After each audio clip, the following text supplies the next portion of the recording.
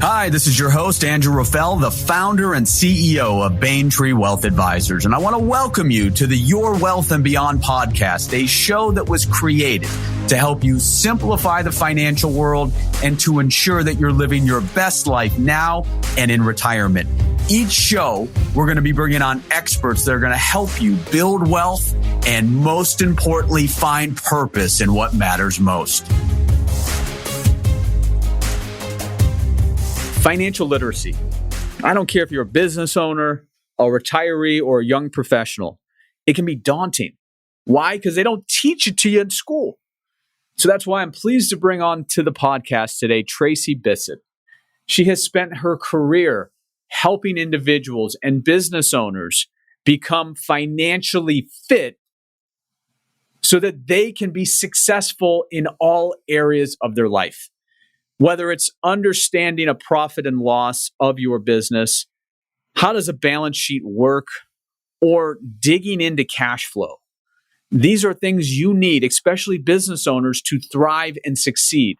So today we're going to break down some of the mistakes she sees entrepreneurs make, some of the things that you can do and take away today to get on your financial game, and then some of the things you should continue to do as you exercise and maintain that financial fitness. So we got some great stuff today. Without further ado, my episode with Tracey Bissett on the Your Wealth and Beyond podcast. And welcome back to another episode of Your Wealth and Beyond. And Tracey, welcome to the podcast. We're very excited to having you on. How are you today? Great. Thanks so much for having me, Andrew. I know we were just chatting as Thanksgiving holiday is upon us, and what a tumultuous year 2020 has been. I think a lot of us are just ready to turn the page, huh? I think so. Yes.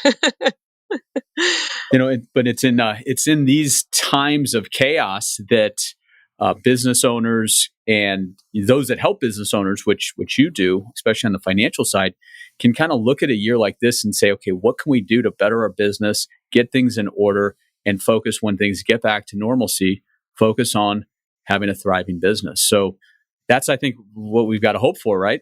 Absolutely. And I would say that depending on what industry you're in, some businesses have fared very well in 2020, and some have been able to pivot, bring new offerings to the market. And so while it has been very bad for some, it has been a very strong year for others. So let's talk to the audience today about, I love the terminology, the role of, as you founded your firm, but I love the chief financial fitness trainer, right?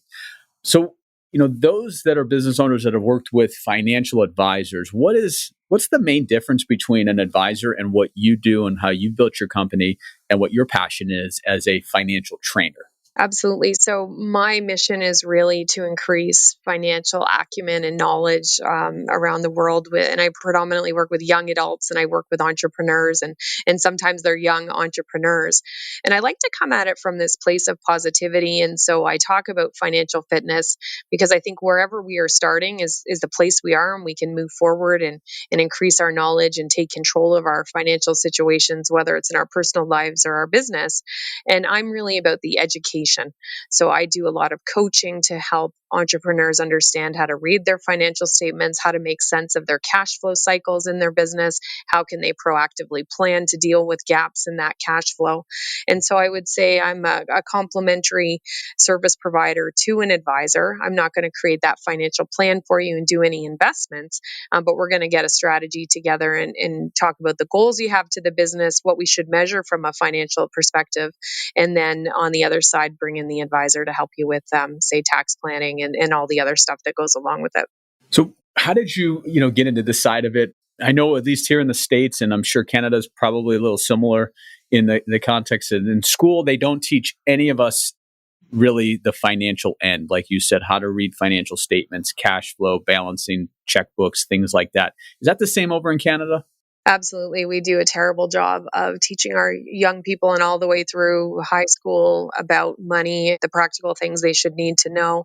And a lot of times the schools kind of point the fingers at the parents. And I don't think it's fair to do that because the parents weren't equipped. Nobody taught them. So we get kind of in this vicious cycle where everybody's kind of blaming each other. And I'd love to see it in every grade in school where we start teaching things about entrepreneurship and we teach them about personal finance. But we are where we are, so we can only control the things we can influence. Right. So that's where I come in, and I like to take that, as I said, that negativity out of it. I don't want people thinking they're illiterate financially when they're starting. Let's build on what you know, and let's move on from there, and so that we can get you handling the things that you have in your business and get you to where you want to go, because everybody's goals are different. Yeah, and a lot of entrepreneurs versus those that are maybe set on the path of working for companies, working for a blue chip, going to a consultant, those individuals spend the time and get their, they go to the 4-year college, or at least the United States, then a lot of them get their MBAs. So they're learning the financial literacy side. But entrepreneurs, many of them, as you know, and you're working with dozens and dozens of them, a lot of them don't even go to college, right? So it's like they've got the vision, they've got the passion, they know how to build something, but they never really spent the time learning. And now all of a sudden, as we'll talk about today, if you don't know your numbers, I don't care how good your business is, I don't care how good your idea is or your salesmanship, you're not going to make it if you don't No, know your numbers. unfortunately not. And I mean, even my example, so I was a banker for many, many years. I was an executive for 8 years at TD Bank, which is one of Canada's big 5 banks, in the areas of commercial lending and risk management. So I either helped companies get access to the money, or I was approving those deals all across the country, all different industries.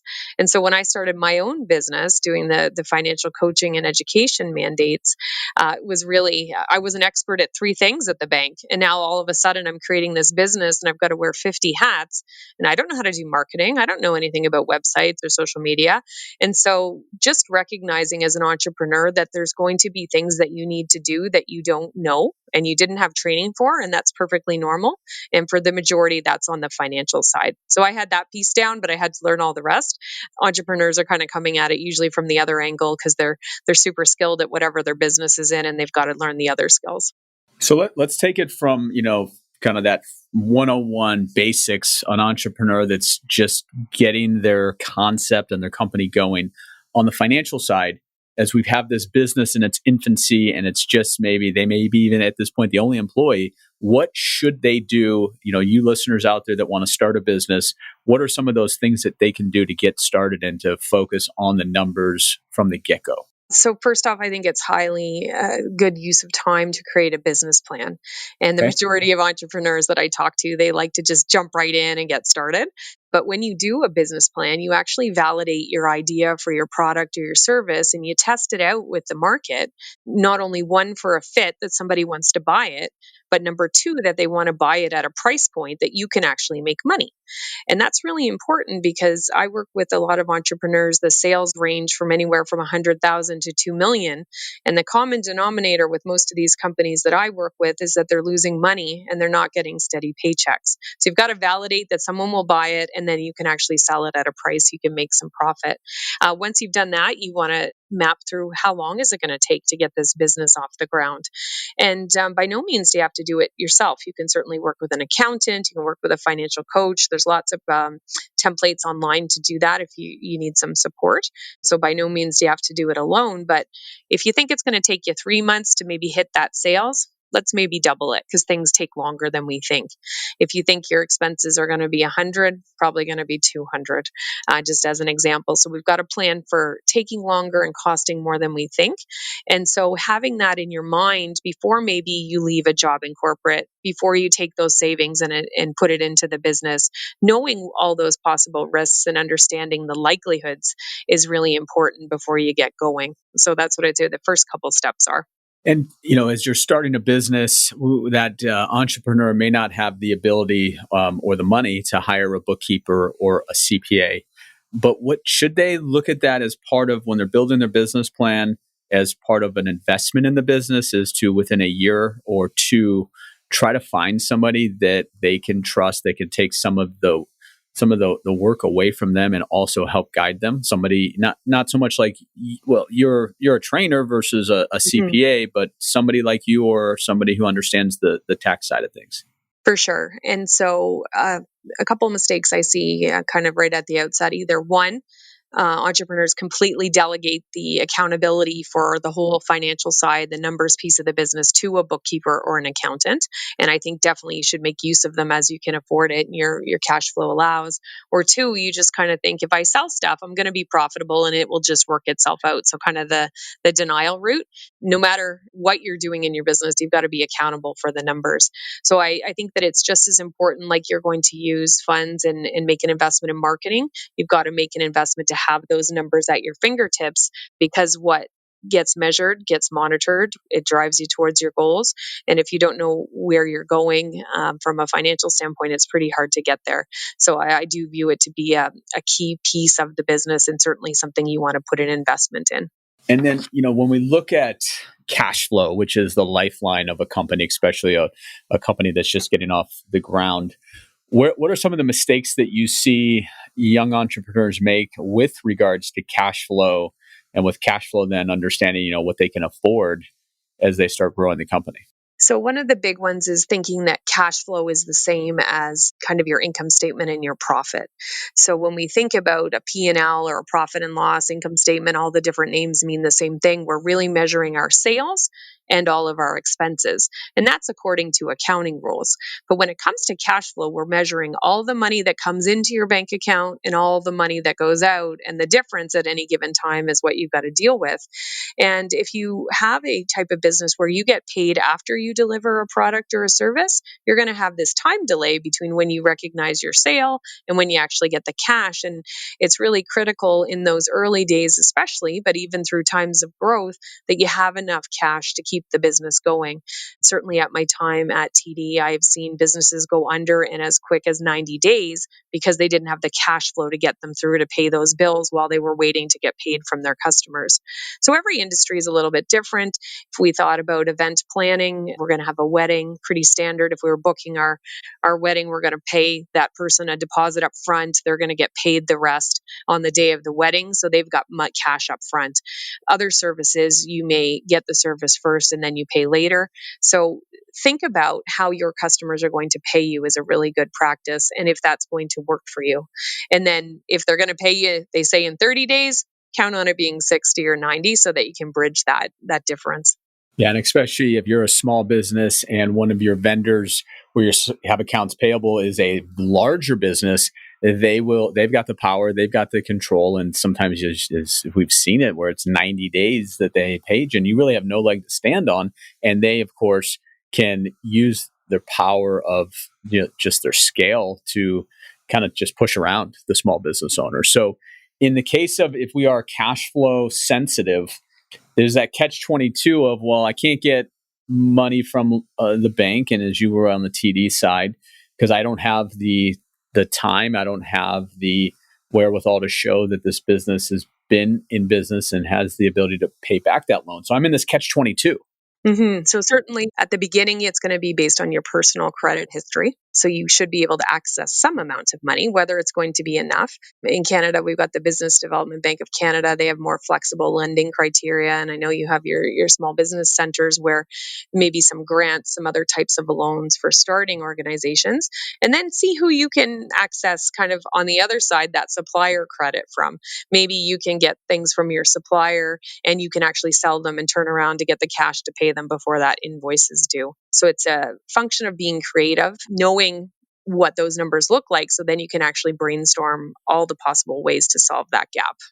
Right. And then you always hear the stories where they bootstrapped it and they use credit cards, and that can work if the business works and thrives, but there's also danger there, right, Tracey, in regards to just the high interest rates that these credit cards charge. And then all of a sudden you're underwater, and then you're getting a 21% APR, and you just never come out of it. So what is some of the advice you give if somebody comes to you and says, you know what, I'm just going to max out my credit cards as I get this business up to speed? So I'll start again with, did you do a business plan? Do you have a cash flow forecast? Do you actually have an income statement forecast?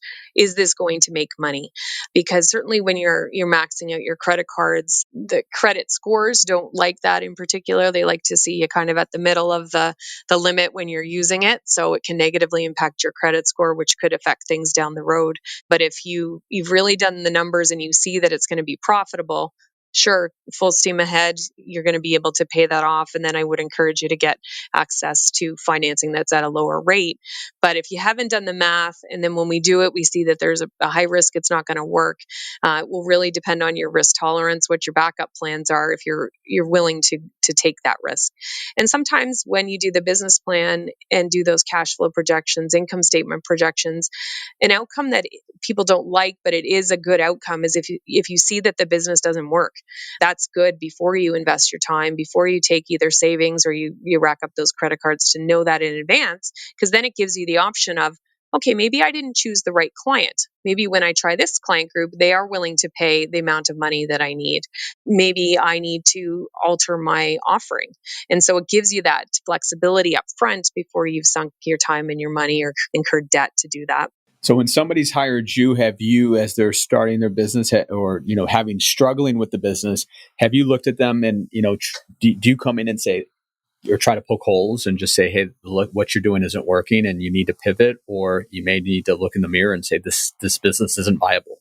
Yeah, unfortunately. And so over the years, I've ripped apart thousands of income statement and cash flow projections. And it's really just getting a sense of what's the actual cycle for the business, what's going on, and then do the numbers really reflect that? And then having some hard conversations sometimes. But sometimes it is as simple of, okay, well, maybe in your business, it's not uncommon in your industry. Maybe you need to start taking a deposit up front. So maybe you're changing the way that payments get made. And there's always many options to solve a problem when you're not overextended, or it's not kind of everything's kind of maxed out. So knowing up front what are my possible options to solve things, it can be helpful, because then you can deal with things more in advance of a problem. And certainly cash flow forecasting allows you to see where potential issues are going to surface, so that you can start brainstorming what are going to be the ways I deal with this if it comes to fruition. And dealing with something the day it happens, or 1 week or 1 month in advance, is a lot easier than that day of. And so you talked a little bit about the financial statements. You threw out the cash flow, the P&L, the balance sheet. So again, let's put our hat on that we're an entrepreneur and we don't really understand any of this stuff. Where can we start? Like the balance sheet, as we work with a lot of business owners and entrepreneurs, it's just something that a lot of even successful businesses, they struggle with really understanding the balance sheet and what's the assets, liabilities, shareholder equity. So what do you do to help guide them and to get them on this track to understand those three core parameters of the, business acumen of, in regards to the viability of them being successful on the financial side? So, what I like to do is I get them to fill out a questionnaire, kind of how their business runs from their perspective. And then I do an independent analysis, kind of using industry benchmarks and standard financial ratios. And then we sit down and we go through it. And as we're talking through it, I show them how the things that they've articulated to me in words, how they actually show up on these different statements.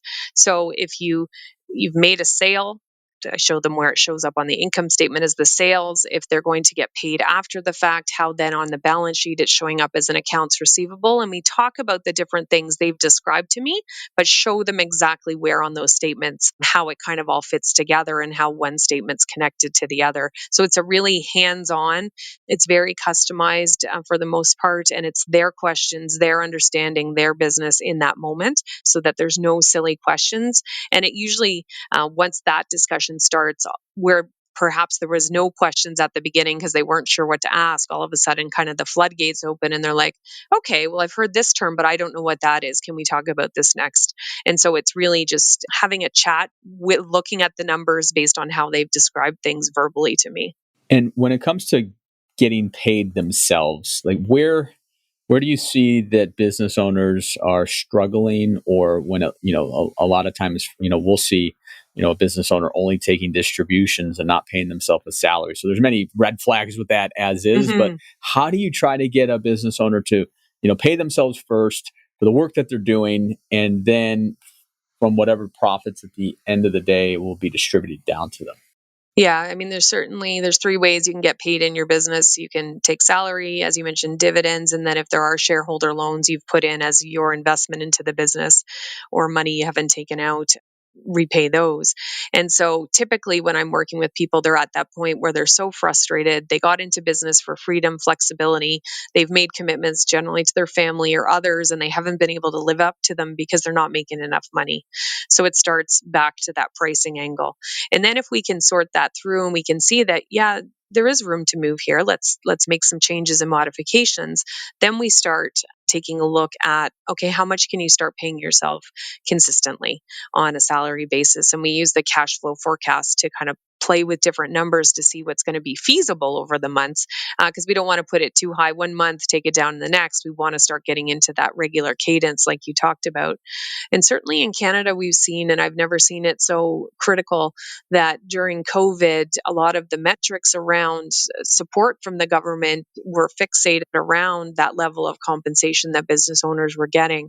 And so a lot of business owners were out of luck who were only taking dividends and not taking that consistent salary. So I think for all kinds of reasons, it's really important. The other is on the personal side. If you're going to apply for a mortgage for your home personally, you need to be able to demonstrate that stable, steady income over the years so that that banker can rely on the fact that you're going to be able to make your mortgage payments, and they have less confidence in when it's a dividends only kind of strategy. Yeah. And then here in the States, if planning correctly as the business gets a little bit more on track and mature, then there's type of planning we can do on the tax side where we can Hmm. help them create retirement plans, whether it's a SEP, whether it's a solo 401k or a regular 401k with profit sharing. And in some cases, kind of the pinnacle, the cash balance plan. But if you don't show income, you can't do any of those things. That's right. And a lot of times people kind of challenge me on this, but I think businesses should make as much money as they possibly can. A lot of times business owners, and particularly women, they want to have a business of a certain size. But when you can run a profitable business, then you can choose how much you work, when you work. If you want to give some of your services away for free to people who can't afford it, you create jobs in the economy. You're able to give financial contributions to organizations that you think are in need. So I always encourage everyone to make as much money as they can so they can have those problems and do the tax planning and figure out all that stuff later, because those are all good problems to have. Yeah, and I think a lot of entrepreneurs, a lot of successful entrepreneurs, they wake up every day, and and I'm in an entrepreneurs organization, EO, and a lot of us are successful businesses, but we wake up every day and thinking, do we belong here? Right? When is it going to fail? When is the shoe going to drop? Am I a fraud? Those type of things, and I think that's part of what helps a business owner take the leap and every day waking up saying I've got to prove it. But it's also one of the areas is we teach our clients, it's like, listen, you've done the heavy lifting, you guys, you are a successful business, take a step back, breathe, and look at everything you've done. But that can be, I guess, easier said than done, right? That becomes more of a therapy session. Yeah, I think it's very intrinsically linked, though. If you think about it, your views around money form when you're about 5 or 6 years old. And so, whatever was going on in your family at that time, it's kind of sticking with you. So, if your family didn't have very much money, if there was struggles, challenges, things you remember, if every time a bill came, there was maybe some yelling or crying, every time that happens in your life, you're going to relive that. And so sometimes it's about reflecting on what are the kind of stories I tell myself about money and what are the things I believe to be true that maybe aren't true. And taking the time to change that narrative that plays along in your head. So if you felt like there wasn't enough money ever, you had that scarcity mindset, let's change that. No, I've got a thriving business. I've worked hard. I deserve it. And I can employ people, I can give money to charitable organizations, whatever it is, or take my family on those vacations so that we can have some wonderful memories together. Change the narrative that's going on in your head. And sometimes that kind of therapy portion is equally as important as what's practically and tangibly going on with the numbers. Yeah, I mean, that's so right. I've been in working with clients for almost 2 decades. So some of them who are older now, some of them grew up, they were kids in the Great Depression, Hmm. right? And years and years and years later, they're still shaped, even though it was 40, 50 years later, they're still shaped by that experience that they had when they were 6, 7, 8 years old, where they may be sitting on, millions of dollars and they won't spend anything. And that comes down to just seeing mom and dad, the struggles that they had, and it's interesting. And then you think about the Great Recession we had in '08, '09, and 10. And now COVID, it'll be interesting to see the, 5, 6, 7, 8 year olds whose parents are struggling right now, business owners struggling right now. Hopefully this will turn around with the vaccine and so forth. But it'll be interesting to see how this shapes this. I think it's Gen Z still, right? And Gen I Z think is so. can't. I was just reading that Gen Z has like the out of the world population, it is the most populated generation out there right now, which is interesting. Just Yeah, I because of didn't not realize that. you take into account, India and China, and not so much China, but India is like combined more Gen Zers there than the United States and China, which is kind of interesting how that will happen. But yeah, my daughter's a Gen Zer, and I'm, we've had some podcasts in the past. Actually, had her on, but trying to teach them about money is an interesting thing. As you stated earlier, they're not teaching in school. There are certain programs like Junior Achievement here in the States that have been very helpful, but we're trying to employ everything we can to give her at least the understanding of what the dollar means and how to use it, how to save it, how to give it away. But it's hard because no one's given that path, even successful executives or business owners. So what do you do to help? Do you help entrepreneurs, especially as they get more successful in their business, help them teach the value of money to their kids? I do with my podcast. So my podcast is Young Money, the advice show for young millionaires in the making, and it's geared towards high school age up to about early 30s. So just having those discussions, and I think it starts with taking any stigma away from the money conversation, because it's still one of the subjects people like to talk very little about. In Canada, we're currently in our financial literacy month, and the research I was seeing is that people rather talk about politics, rather talk about sex than they would around money. And so we've got to open up those dialogues, show people, show your kids. I think at every age, there are money appropriate lessons that you can teach. I had a 5-year-old tell me that money was evil, a little girl guide. So imagine what went on in her house that would make her feel that way. She probably doesn't really know what money is. She sees people use cards at the store, and there's probably kind of yelling or crying or something going on. So there are always opportunities. I like to showcase on the podcast the different paths to success, and I usually line it up with kind of questions to ask yourself. Oh, you wanted to get a credit card? Okay, here's some questions maybe to evaluate. Are you ready? And what are the things you need to find out about it, so that young people can do that thought process? Because we really want to teach them to do the critical thinking, not just tell them what to do or how to do it. Just get them thinking about, when I need to make decisions independently, what might I ask myself? Right. And in this digital landscape where there's, it's almost like a cashless society, and it's just getting more cashless as the time goes on. That's something that, when we grew, or at least when I grew up, it was, I had $20, I'd go to the store and I'd have $12.37 left. And it was like real, it's like something real about it versus swiping the card or going on Amazon and all of a sudden you make the purchase for $15.37. But what does it mean? How real is it? Because you don't actually see it or touch it. And I know that the cash isn't coming back into society. So what do you say on that? Like, and that's not just for the young Gen Zers, that's for all of us. It's, trying to quantify what we're spending, both personally as well as in the business. But do you have any tips on that? Yeah, especially for everybody, knowing your income is very important. So even those who have part-time jobs, like actually sitting down to look at your paycheck, what taxes are you paying? How much is actually going into your pocket? And then thinking through, okay, I just worked for 5 hours. I only have this amount of money. And thinking through, is this worth that much time of work to buy this thing? And so I like to frame it as, think about your goals. And so everybody can have goals no matter what age you are. Some can be short, medium, long term. But every time you go to purchase something, is this bringing me closer to my goals or farther away? And so if you can kind of put that pause in there, I think is important. The other thing I see is, particularly with young people, is not applying for scholarships. And I know it's a little bit of a tangent, but if you think about, if to get $1,000 scholarship actually replaces like 70 or 80 hours of work. And when you do the math that way, and you can actually lay it out for people to see, people can start to see, okay, if I only have a finite amount of time and I have this much money, is it worth spending X on whatever it is? But opening the dialogue, having those real conversations in families, if you can share as much information as you're comfortable with. Some people are going to be more comfortable than others sharing salaries and the level of bills in the family. But the more you can kind of open the curtain and shed a light for them, it's going to be easier to understand. Yeah, and as you call it financial fitness, just like in any program, you exercise, it doesn't happen overnight, right? You want to train for a marathon. You're not going to, or at least most people aren't going to go and a week later, they're running the 26.2 miles. And with financial literacy and feeling that confidence, it's training. It's training a muscle, it's training repetitiveness, it's training routine. And that's the thing where I think so many people, they put their head in the sand because they don't understand it. When you don't understand it, it becomes a foreign language. And then it's like, you know what? I'm not going to do anything.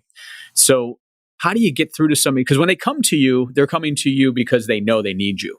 Yeah, it's usually from a place of, oh my gosh, it's gotten so bad. I'd like to say it's because people proactively want to increase their financial acumen, but that's not usually where they are. And so now they're in this crunch. I need help. I need it now. And sometimes it's tough because now you got to come in on the, like, almost like the ER doctor come in and try to, perform emergency surgery. And in some cases, it ain't going to work, right? So those are some of by doing the podcast and your speaking engagements and getting the word out there. What we're trying to do there, Tracey, is what? Just proactively position how important this kind of stuff is. Yeah, and to think about it as a financial fitness journey. We're all starting somewhere, just like you talked about the marathon. I do have an analogy to physical fitness. So we could be at the far right of the spectrum. We're training to do this marathon. That in financial fitness, we could be training to be really sophisticated investors. If we're on the far left, we might be taking that first step off the couch. We're going to walk around the block. We might be learning about different types of bank accounts or different savings vehicles. We might be learning about credit cards or even just the way our paycheck gets paid to us, all those kinds of things. But the fact is, we're on a lifelong journey. So if we can take some forward action every single day, we don't need to change the world every day and learn everything in one day, but we should be moving forward on that journey. And the other thing that's super important is to remember that don't beat yourself up too much if you step off the path. Maybe you step back on your financial fitness journey, you make a mistake. That's okay. Everybody's human. Correct it. Keep moving forward on the journey. And it's a lifelong thing where you're going to build up your knowledge over time. And it would be unreasonable to expect for you to know everything the first time you try to learn it. The other thing that I think makes it more challenging is social media. And everybody looks like they've got these fantastic lives that are way better than ours because they're posting their 1 minute from the week that is the highlight.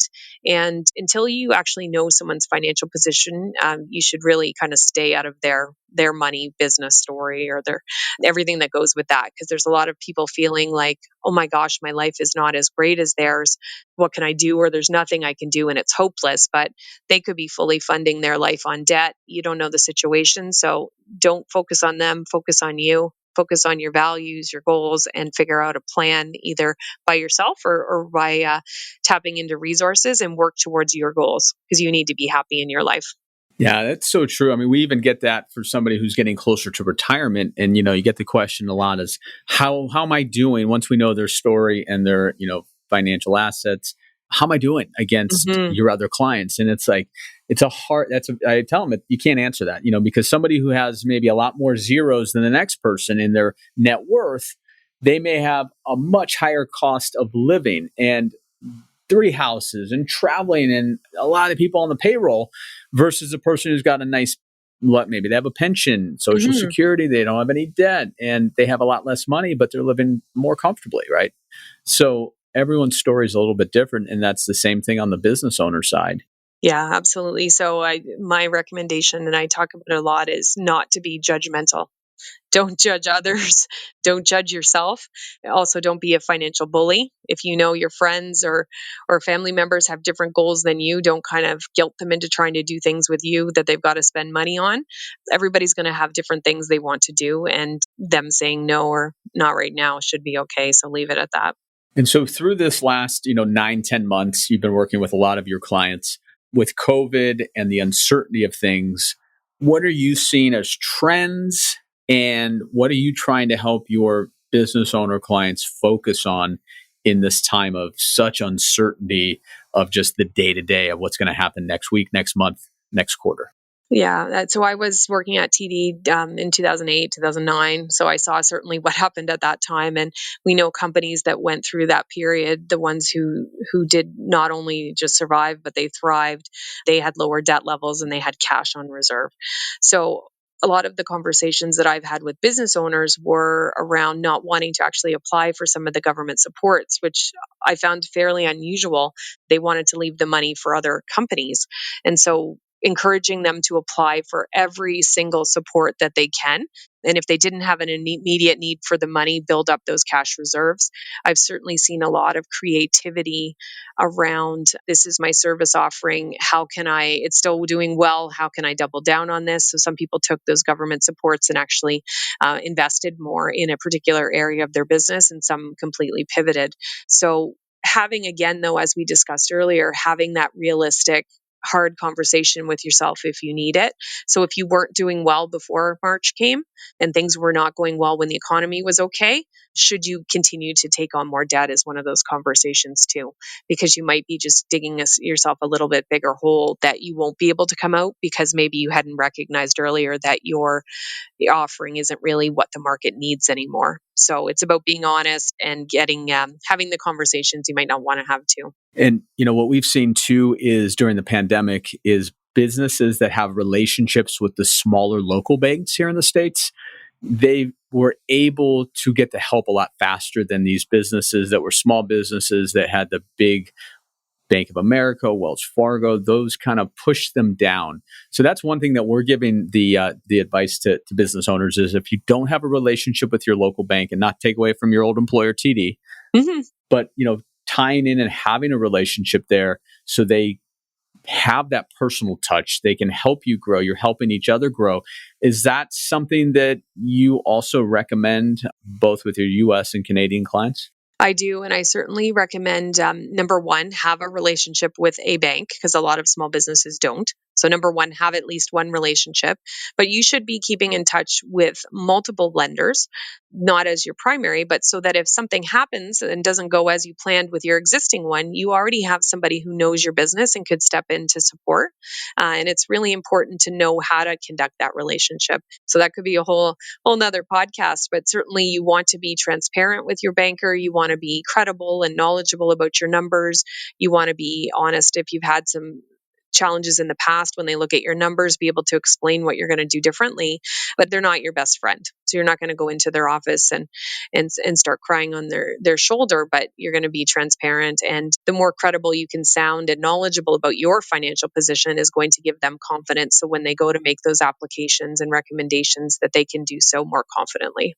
The other thing is, as governments have tried to help sustain small businesses, is just really know what's out there. There's a lot of packages out there that weren't even part of the CARES Act here in the States, but SBA had some things, and just make sure that if there's a grant maybe in your area. How do you apply for it? And if you could get 15,000 because you can prove that your revenue's down because of COVID.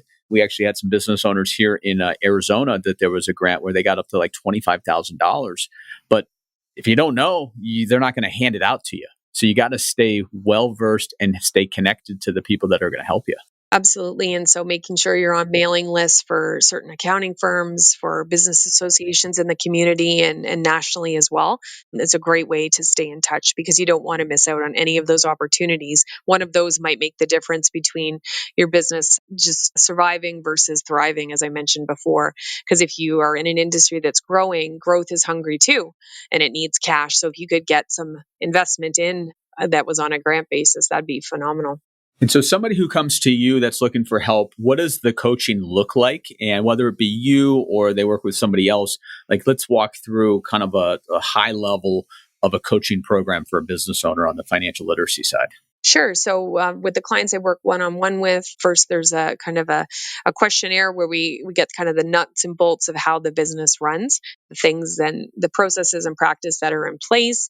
Next step is for me to do that independent financial assessment where I compare at least 3 years of financial statements year over year to themselves as well as to industry benchmarks to see how things are trending, and then debrief with the client and walk through, as we talked about, going through those statements and and seeing how the story they told me, how that shows up in the numbers. So there can start to be that relationship with them and their financial statements. From there, we move into creating a cash flow forecast. And so I coach them on how to do that. I provide them with a shell, but it is the clients who go away and do it with my guidance and support. From there, we move into creating a dashboard of kind of the key financial metrics for them that they should be monitoring. And we get that all set up with their numbers. And then the final piece is really to look at the pricing of their most predominant products or services to make sure that they're profitable and that there's no room to move. And typically that's where we do find some things that can help improve the operation. Even if they're doing well, there's always stuff that can be improved, and then kind of wrap it up with a summary of all of those recommendations. So it is really a hands-on coaching experience. It's not consulting. I don't go away and do everything on my own and kind of show it to the client. It's really them hands-on involvement. And it can be, if it's a little bit bigger company, it may be that the owner is involved in some pieces. They may have somebody who's on point to do kind of that activity with working with the spreadsheet, but the owner is learning all of it as well. But they may not be the one doing all of the entering of the data. And is that normally over the course of like 6 months you're doing this program, or is it as long as a year? 3 to 4 months, actually. The Okay. key to doing it, to build on all the successes, is to keep the momentum up. Because if we space it too far out between meetings, then it's kind of, well, what did we do last time? I'm not sure I remember, and then we kind of repeat. So I see the best results when we have good forward momentum, and we keep it going over the 3 months, 4 months. Still okay too. And I assume working from home hasn't really been a big issue for you because your clients, most of them, you're working virtually anyway. Absolutely. And most interestingly, I find that even before COVID, remote was my preferred delivery method, but also the clients, because it's, as we talked about, money is emotional. They're often in a place where they're feeling embarrassed or frustrated with the financial performance of their business. So they like to be in the environment they want to be in. And it's often with cameras off. When we are using Zoom and tools like that, because you don't necessarily want to be looking someone eye to eye when you're talking about things you're not pleased with in your own company. So it allows for a little bit more vulnerability, and I think it works fairly well. The other thing that works well is because we can share screens and we can work on the document at the same time. We're not trying to struggle to see the same computer screen, kind of heads bumping together, trying to look at the numbers because it's so small.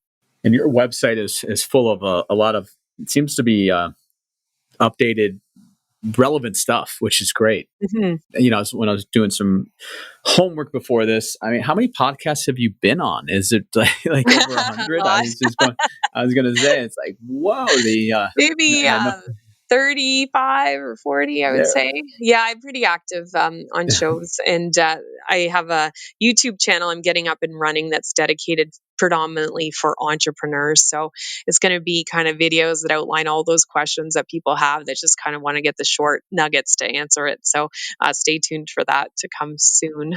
Awesome. So you're guests on shows like this, your Wealth and Beyond, but then you have your own podcast as well. Yes. And Awesome. coming up on my 3-year anniversary of Young Money, so I'm really proud of that. And we actually just launched a scholarship this year for post secondary students. So our podcast today that came out was announcing the recipients of the first round of scholarship money. And that's the YM Scholarship Yeah. Fund. Yes. So what are we doing there? How are we raising money, and then how are you dishing it out? So proceeds from my business, predominantly from my work with entrepreneurs, are being handed out to the post-secondary students who study in Canada. They don't have to be Canadians. Okay. And I'm looking for students who help others achieve goals. So they had to share a short essay on someone they've helped achieve their goal, and outline what their plan is for their future, so that it really aligns with Bissett Financial's values of giving to others and having organized plans for the future. So it's really amazing.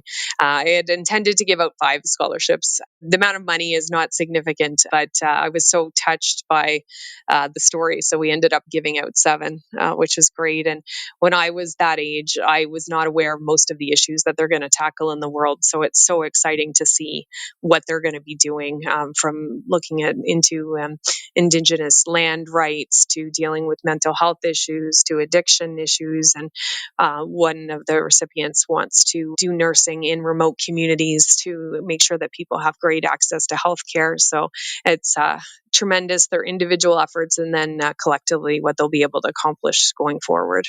That's tremendous. And then just the domino effect of how Yeah. you guys are helping them and then what they're going to do to shape other people. And it just kind of continues to pay it forward there. Yeah, and for anybody listening, if you know someone who's going to go to post secondary or who is in post secondary, please encourage them to apply for scholarships. The statistics are really startling that most students do not apply. So there is free money to be gained out there. You've just got to apply, and once you win one and you get that on your resume, make sure it's on there. That's kind of a pre-validation for other scholarships to say they were a winner. Let's make them a winner again. And all of this will be in the show notes. So it'll be very easy for you as the listeners to jump on, see what's happening, be able to help support, and potentially even maybe work with Tracey. Mm-hmm. So as we come to a close, if you were to tell an entrepreneur that's getting started, or maybe in your teaching, it's like, here are one or two books, not that you wrote, but like this that you recommend that can help somebody understand finances, understand the long term. Do you have a couple favorites that you could recommend? Not an easy to read language that I usually recommend as a go to. I know a lot of people focus on profit first, and I like the concept and I like the way that it works. It just, you got to be profitable before you can do it. So sometimes people read that one and think that's going to be the kind of the holy grail for what they need to do. So I would say find, whether it's TV shows, YouTube videos, podcasts, with somebody that resonates for you. I think that's a really good way to learn. And you've got to like the way that they speak and the way that they explain things. If things sound confusing, they're not the right person for you. So, not exactly an answer, but my best advice for that. One practice I would totally recommend, though, you put in place. We kind of danced around it, but I think that you should have at least monthly, a regular time you review your finances. I think weekly, for a small amount of time, is a really good cadence. And so I do have a gift for your audience, Andrew. It's a money meeting agenda that the business owners can download, and it's at cashcoach.biz. And so if you're not even sure where to start, the first meeting might be looking at the agenda and just getting comfortable with what are the questions, and then maybe next time you're going to tackle one of them. So a money meeting agenda to get you started at cashcoach.biz. Perfect. And that'll be in the show notes. Yeah, it's just creating that routine. It's, for us individually here, over the years, we've used different technologies, and we've talked about this on previous shows, but the current team I have, the controller and the CPA firm, they brought us in line with a software called Xero. And Xero then, it's kind of like QuickBooks, but for whatever reason, it was just much easier for us to visualize and see and do the projections, but really get a handle on the numbers and being able to really easily compare it to year over year or month over month or quarter over quarter. And whatever business you're in, as Tracey, as you mentioned earlier, you got to know your numbers and you got to stay up on it. And you can't count on anybody else, no matter if you have a good coach, if you have a good CPA, if you have a good bookkeeper, if you have a good whatever, it's still, as a business owner, the buck stops with you and you can only answer it to yourself. Absolutely. And certainly, if you take your eye off the ball and you don't have competent people working with you, certainly can lead to lots of trouble. So focus on the positive, know your numbers so you can grow and hit your goals, and take your business where you want it to and be able to do all the things you want to in your life. I love it. Well, you're doing some really great work. It sounds like you found your passion all these years, and each day you get to work with people to help them excel and become better at what they do and be able to help more people. So thank you for doing that. Well, thank you for having me. It's been a pleasure. Probably could have gone on for another couple hours, but we appreciate the time. Have a wonderful Thanksgiving. Thank you. Stay safe, stay healthy, and we appreciate the time. And listeners, stay tuned for another episode of Your Wealth and Beyond later this month. Happy planning, everybody. Thank you for joining me for today's episode of Your Wealth and Beyond. To get access to all the resources mentioned during today's podcast, please visit Baintree.com/podcast. And be sure to tune in later this month for another episode of Your Wealth and Beyond. Investment advice is offered through Baintree Wealth Advisors, LLC, a registered investment advisor. Insurance and annuity products are offered separately through Baintree Planning Group, LLC. Baintree is not permitted to offer, and no statement made during this show shall constitute legal or tax advice. You should talk to a qualified professional before making any decisions about your personal situation.